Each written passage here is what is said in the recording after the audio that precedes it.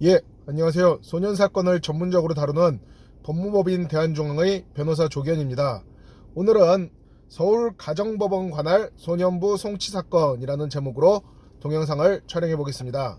본 동영상의 목차는 첫 번째, 소년부 송치의 의미, 두 번째, 서울 가정법원 관할 지역 및 관할 경찰서, 관할 검찰청, 세 번째, 앞으로 진행된 절차, 네 번째, 이 동영상을 보시는 부모님 등 보호자께서 하실 수 있는 일이라는 목차로 구성되어 있습니다. 그러면은 첫 번째 목차인 소년부 송치의 의미부터 알아보겠습니다. 소년부 송치라는 것은 무엇이냐? 형사사건 또는 형사사건에 준하는 사건으로 경찰이나 검찰에서 조사받은 사건이 소년재판이 벌어질 수 있도록 법원으로 넘어갔다라는 의미입니다. 본 사건의 경우에는 두 가지로 크게 나눠볼 수 있는데, 첫 번째로는 만 14세 미만의 아이들이 저지른 범죄의 경우입니다. 우리 형법은 책임주의를 채택하고 있기 때문에 만 14세가 안 된 아이들은 형법상 범죄에 해당하는 일을 한다 하더라도 형사처벌을 받지 않도록 규정되어 있습니다. 그러나 실제로 만 14세에 미달하는 아이라 하더라도 범죄에 해당하는 행위를 하게 되면은 1차적으로는 경찰 조사를 받게 됩니다.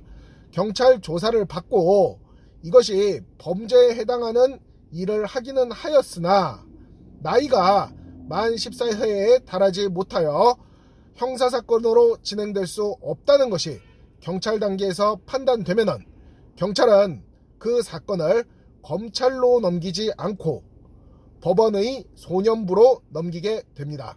이것이 만 14세 미만 아이들 사건의 소년부 송치입니다.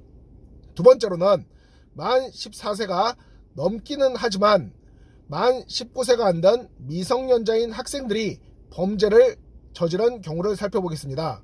이 경우에는 만 14세가 넘은 아이들이 범죄를 저질렀으므로 실제로는 형사사건이 진행되는 것이 원칙입니다. 그러나 이러한 사안의 경우에도 1차적으로 경찰 조사를 마치고 사건이 검찰로 넘어간 경우에 검사가 그 사건을 판단하여 이것은 형사사건으로 진행될 수도 있기는 하지만 만 14세는 넘었으나 미성년자인 아이들이 저지른 사건이므로 일반 형사사건으로 처리하는 것은 부적절하다고 판단하는 경우에 법원의 소년사건으로 처리되도록 넘기는 것입니다. 이것이 만 14세 이상 학생들이 저지른 범죄의 소년부 송치입니다. 소년부 송치의 의미를 알아봤으므로 다음으로는 서울 가정법원 관할 지역 등에 대하여 알아보겠습니다. 서울 가정법원은 서울 전 지역에서 벌어진 소년 사건을 그 관할 범위로 삼고 있습니다. 만 14세가 되지 않은 아이들이 저지른 사건의 경우에는 서울 소재 서울 관내 경찰서에서 서울 가정법원으로 바로 송치되게 되는 것이죠. 예를 들어서 영등포 경찰서에서 만 14세가 안 된 아이가 저지른 범죄에 대하여 조사를 한 경우 서울 영등포 경찰서에서 검찰청으로 넘어가지 않고 서울 가정법원으로 바로 송치되게 된다는 의미입니다. 서울 시내의 25개 구에 곳곳에 있는 경찰서에서 보통 구마다 경찰서는 하나 있는 것이 원칙이지만 사건이 많은 경찰서의 경우에는 하나의 구에 경찰서가 2개 있기도 합니다. 이 경찰서에서 서울 가정법원으로 넘어가게 된다라는 의미입니다. 그러면은 만 14세가 넘었으나 미성년자인 학생들이 저지른 범죄의 경우에는 서울 가정법원으로 오게 되는 것이 어느 관할에 따른 것이냐? 만 14세가 넘었으나 미성년자인 학생들이 저지른 경우에는 서울 관내 경찰서에서 조사한 뒤에 원칙적으로는 서울을 관할 범위로 하는 지방검찰청으로 송치되게 됩니다. 서울을 관할 범위로 하는 지방검찰청이라 함은 서울중앙지방검찰청, 서울동부지방검찰청, 서울서부지방검찰청, 서울남부지방검찰청, 서울북부지방검찰청입니다. 이 검찰청에서 사건을 경찰로부터 송치받은 검사가 당해 사건을 판단한 뒤에 형사사건으로 저지르기에는 부적절한 미성년자가 저지른 사건을 서울가정법원으로 송치하게 되는 것입니다. 정리하자면은 서울가정법원 관할은 서울 전 지역 소년 사건을 관할로 하는 것이고, 만 14세가 안 된 학생들이 저지른 사건의 경우에는 서울 소재 경찰서를 거쳐서 서울가정법원으로 오게 되는 것이고, 만 14세가 넘었으나 미성년자인 학생들이 저지른 범죄인 경우에는 서울 관내 경찰서에서 서울 관내 지방검찰청으로 갔다가 서울 관내 지방검찰청에서 서울가정법원으로 송치되게 된다라는 의미입니다. 자, 그러면은 서울가정법원으로 송치된 사건이 앞으로 어떻게 진행되는지 앞으로의 절차에 대해서 알아보겠습니다. 만 14세가 안 된 학생들이 저지른 범죄이든 만 14세가 넘은 학생들이 저지른 범죄이든 서울가정법원으로 송치되게 되면은 법원의 판사의 지휘하에 조사가 이루어지게 됩니다. 조사가 이루어지는 방법은 다양합니다.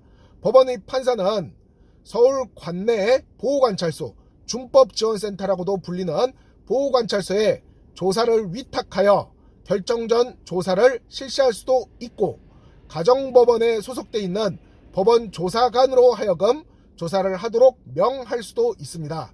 그렇게 되면은 관내 보호관찰소의 보호관찰관 또는 서울가정법원 소속 법원조사관은 소년 사건에 대해서 경찰과는 다른 각도에서 심도 있는 조사를 행하게 되는 것입니다.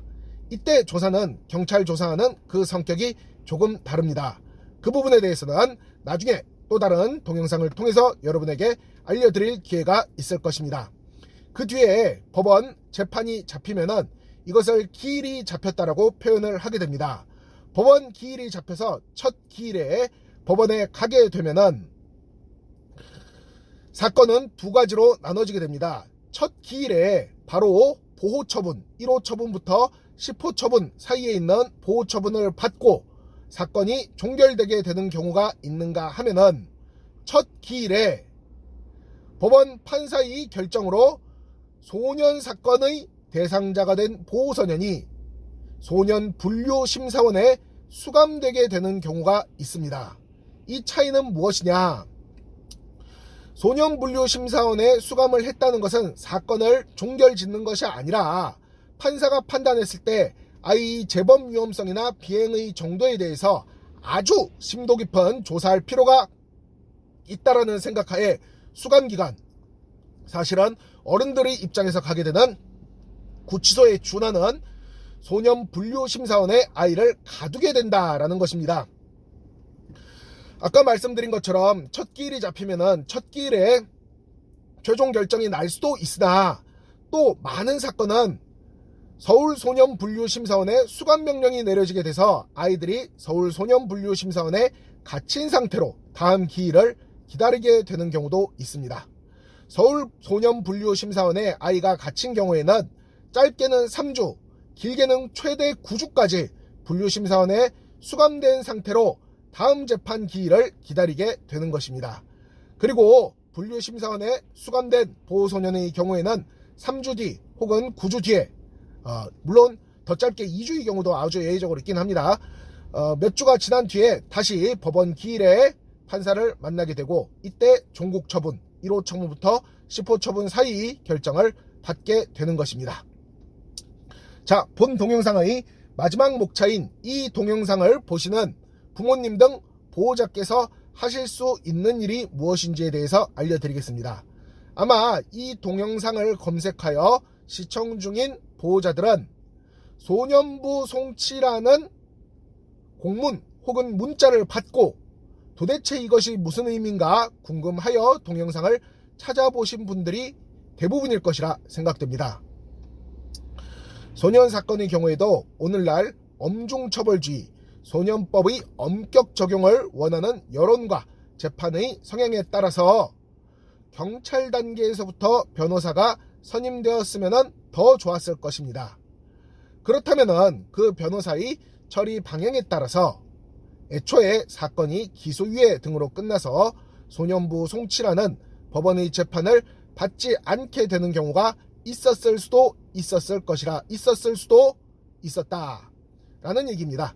그러나 이미 소년부 송치된 지금 어머님 혹은 아버님 혹은 보호자께서 안고 있는 그 사건의 경우에는 재판을 피할 수 없게 되었습니다. 지금이라도 소년 사건에 정통한 전문적인 능력과 자질을 갖춘 변호사에게 연락을 해보시길 권합니다. 그리하여 소년부 송치된 사건이라면 조금이라도 우리 아이에게 내려질 불이익을 줄여야 하는 것입니다.